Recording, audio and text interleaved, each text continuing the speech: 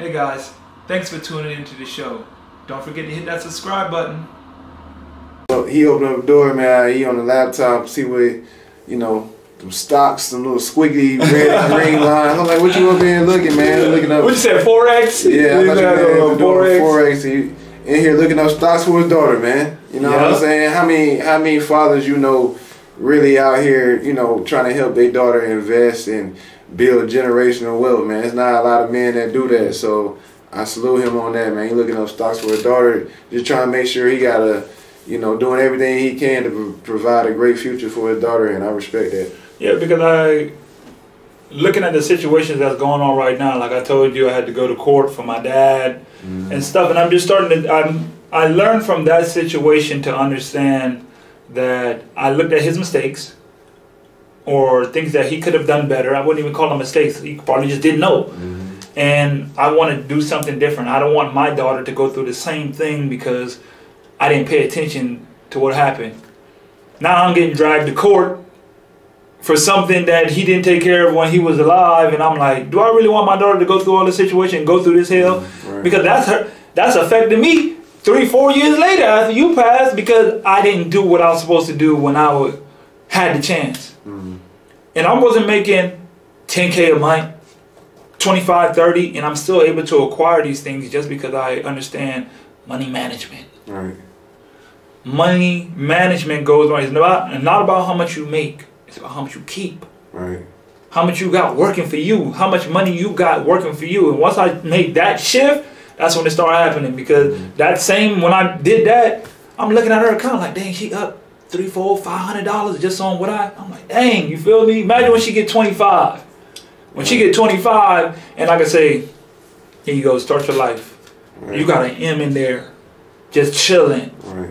Just start your life. I wish my dad would have gave me an M to say go out into the world and figure out what you want to do. Crazy with the way inflation going up. $1 million ain't gonna be much. Like that's gonna be the stuff she. But not saying that, like it's better than her had $1 million. Zero. Yeah, exactly. How many of us started off with zero to get started? About inflation, that just make it like inflation so crazy. But yeah, that's beautiful, bro. And you inspire me to do the same thing, bro. Like I gotta look into stocks. Like my second income is second and third income is really my social media, and when I'm back in the UK, my personal training, and I also sell merch. So I have found ways to get some money on the side. Developing your brand. But at the same time, I also need to look into stocks. I would highly recommend basketball players to look into stocks because, like I said, having one income, you're not going to become a millionaire off that. Everybody want to be a millionaire or somebody wealthy. You're not going to do that. So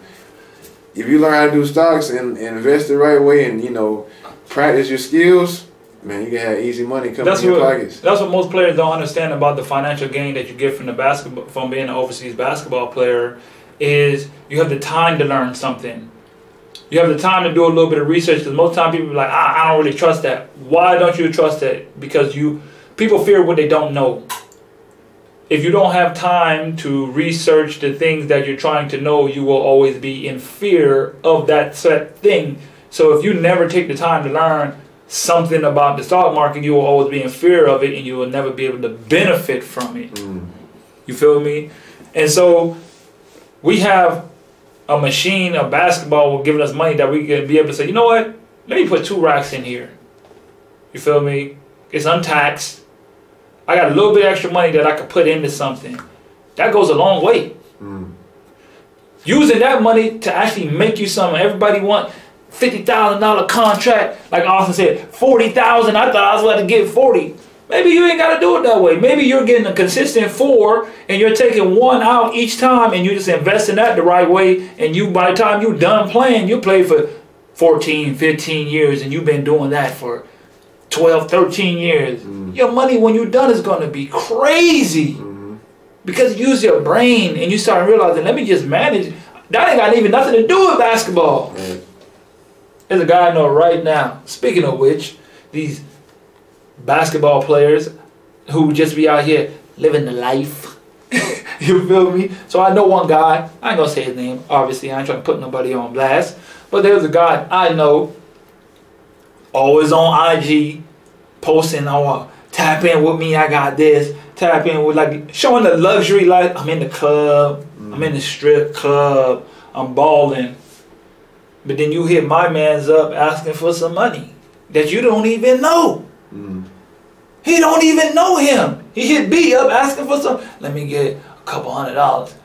You don't even know this man. You just know him because he's shining on IG doing his thing with basketball. And you feel the need to hit. You're hitting up random basketball players for money. Ladies and gentlemen, boys and girls, do not get to that point.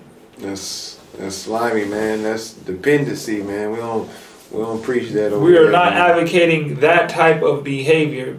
Yeah, Do not get lost in the sauce of, seriously. I am a pro hooper and I got to show the lifestyle and I got a Benz and an Audi that I'm riding in. Guess what? You know how much it costs to get the brakes changed on an Audi? You know how much it costs to get an oil change? Like we said earlier in the podcast, man, don't try to keep up with the Joneses. Don't be trying to impress these people and watch your lifestyle. Yes, you know bro. what I'm saying? It's like, listen, we living in the Matrix, all right? The Matrix for basketball players is growing up. You see Jaylen Brown sign a $300 million contract. You see Anthony Davis sign a $280 million contract. You see all these NBA players sign an over $100 million contract. And you got to understand, I hated this cliche growing up, but they said less than 1% of athletes make it to the pros. It's true. Did you make it to the NBA, Arnold? Nope. I didn't make it to the NBA, and I tried my best. A lot of people watching this video Less right than now. 1%. Less than 1%. Not 1%. Wow. Less than 1% make it to the NBA. So, not saying you can't, but long story short is we're programmed to think, okay, we bring in the money, right? We get the big money. Now we gotta get the clothes. We gotta look the part. You know what I'm saying? Remember I said he was the richest man in the world? Right. Bernard Arnault. Right. He owns Louis, Gucci, Right. all the clothing designs, Armani. What we go first thing to go buy, you wonder why. Right. And so you see that, you get your money, then you know what I'm saying, you see some athlete, I see Devin Booker with all the cars, got all the vintage cars, the 96 so-and-so, the 79 this, all decked out, but they don't know cars are a liability. Yes. And then, you know what I'm saying, you see Ja Morant in the strip club, after he hit him flash, you see all these, you hear about James Harden in the strip club, so you be like, oh, I want to trust that. That's the life, that's what it's like. Nightlife. So that's what it's really like. You got the money, big money, the nightlife, the cars and the houses, and you think you're going to live the same way. No, it's not like that overseas. You can't come home and pop bottles with your boys after just making $40K. You can't do that. No, you cannot do that. You can't come home, you know what I'm saying, go to Magic City, and then go to King of Diamonds the next night, and then so-and-so Your boy know all them names, don't he? Hey, I'm from Atlanta, man. That's the culture. You Hey, your boy know them names. He know where to go. Blue Flame, what's up, baby? He know where to go. Yes, sir. But, hey, you can't ball out like that when you bring it home $60K. That's just what it is. It's a lot of money, but at the same time, your lifestyle might get you messed up financially. Parkinson's law states, don't quote me, I would try to put this up, but Parkinson's law states, as you make more money, your expenses goes up with you. More money, more problems. Biggie. And the reason that is because people don't get more financial understanding. You don't upgrade your financial understanding because your money goes up.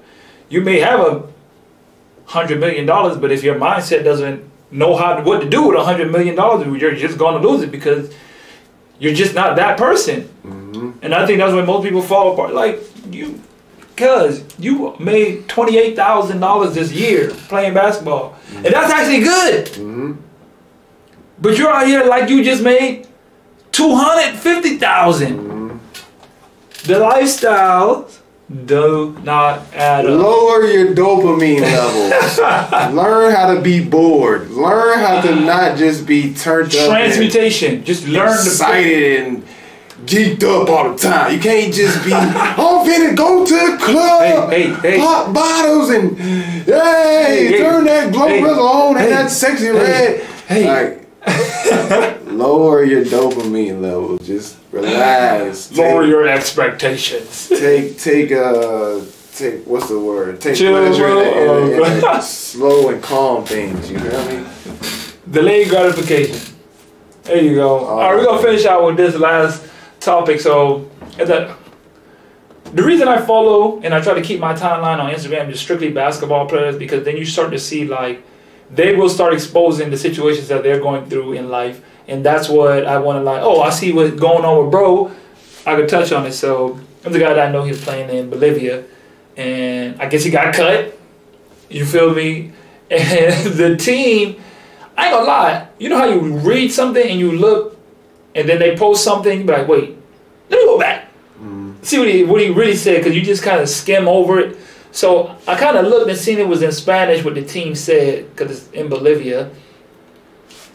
And he was saying like, it's funny how the narrative changes and da-da-da. And I'm like, wait a minute, what happened? So I go back to read, and he's writing, and basically the team put like his picture and put like a big red X over his face, like they got rid of him type situation. So he went under there and commented like, first and foremost, let's get this straight. Everybody was averaging 15. Like, he's basically defending himself and going back and forth on the whole type of situation. And I'd be like, man, don't do that. Don't do that, bro. Let them do that. Just bro. accept it. Just let them do that, bro. Just, I'm not saying that's good publicity, because it's not. But there's no such thing as bad publicity. You know They what I mean? take everything personal out here, bro. Yeah, bro. Like, let that go. It's tough, though. Even though he might be straight, you know what I mean? I'll be mad, too. I ain't gonna lie. That's what it is. That's what I'm saying. Pissed That's too. why Buddy wrote on his, because he was mad. They be mad. It does not feel good to get cut. You be mad. You get in your feelings. You be hurt. You be wanting to say something. Guess what? It's a business. Nobody cares. Nobody's going to come to defend you and say, you're right, let's go to protest and tell the league on him and let them give you your job back. There ain't no union. I was just about to say, yeah, you're going to be mad. You might feel like you got your energy out that you wanted to express, like being mad at the team for releasing you. But that's not changing anything. It's not changing anything. If anything, it's going to make it worse. It's making it worse. Because then you're using your words against you. You're not being impeccable with your word. Because, like I always tell people, it's not... You gotta understand, being impeccable with your word means holding your word, but also don't use your words against you. He probably went in the comments and, yeah, I'm gonna get him now. Everybody was averaging 15. Yeah, everybody, I was doing my job. Y'all the ones who can't do that. But guess what now? Because you type that negative comment, now they might badmouth you. An agent or team might ask about him. How was he as a player? How was his attitude? Oh, he was the worst player ever. I would never sign him. You need to pass on him. Because he used his words against him. And in that situation, I understand people, especially in the black society, like, oh, you being a punk. You being a chunk. You better snap back on it. You better say something. You don't talk to me like that. So it's like, sorry to put that emphasis on the black. I'm black. It's all right. It happens in every community, but you know what I'm saying? I went a little overboard. My bad. It's like, tell it how it is. That's how they be. But at the same time, it's like, had he not said nothing, let it ride, time would have healed the whole, he wouldn't even care. And not only that, the team wouldn't have had silence. The team wouldn't have had no like animosity toward them. I'm not saying they would have helped him out and got a job in the future or anything like that, but that would have been just both gone. You know what I'm saying? But now they got beef and animosity. Silence is one of the most powerful tools you can use in this world. Silence. That is one thing we must learn. Just being quiet and letting things do what they do is very powerful. Don't get the Twitter fingers. Hey guys, thanks for tuning into the show.